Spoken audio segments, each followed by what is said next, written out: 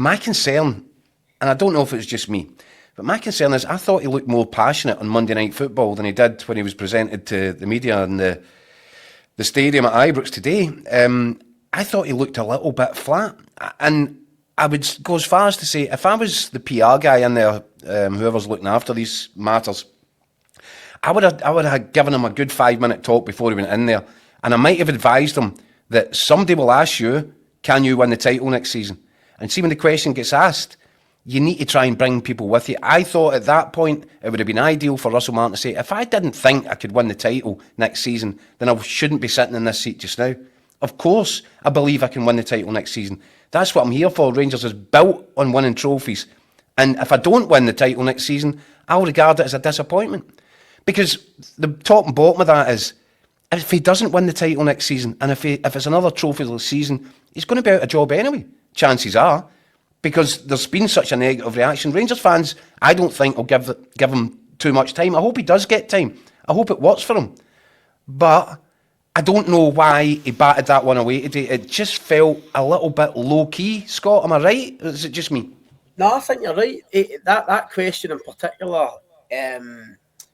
he seemed kind of reluctant to go for it. No, and it probably lacked a wee bit of fire. I mean, I felt that about the whole day today, if I'm being honest. I mean, we touched on it earlier about the kind of lack of numbers outside and all that. The whole thing felt a wee bit flat. Even the fact that Russell Martin wasn't unveiled in the Blue Room. No, I didn't even speak in the Blue Room. I mean, you see there, he got pictures taken, but there was no one in there. And look, me and us, we've all been there before for manager unveilings. It can become very crowded and a bit of a rabble, but to me, that's almost part of it. That's almost part of the tradition. No, you think of the famous kind of images of Souness and people like that. By the way, Scott, head coach, he's not manager. Is this a deliberate attempt to get away from? I think you're right. The traditions.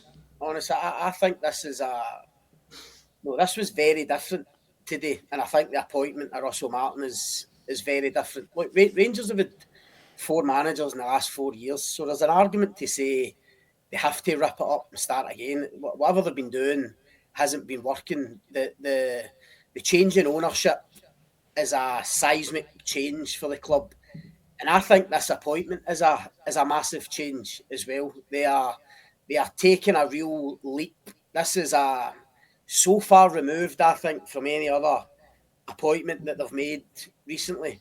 Mm-hmm. Now, will it work?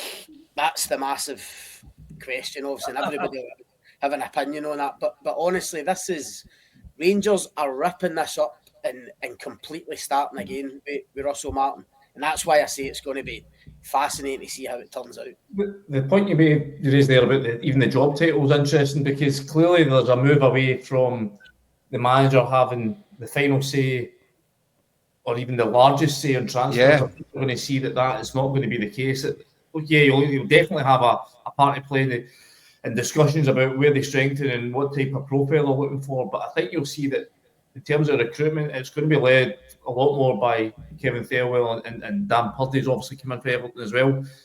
I think they've had their fingers burnt, frankly, in terms of allowing one man to make all these decisions too many times before. And we all remember the pretty disastrous summer where Michael Beale sort of ripped things up, and they're still paying the price for that now. Even going back a season further, Gio Van Bronckhorst bringing in Rabbi Matondo on tens of thousands of pounds a week, and he's still there coming back this summer. So Rangers one to look forward to.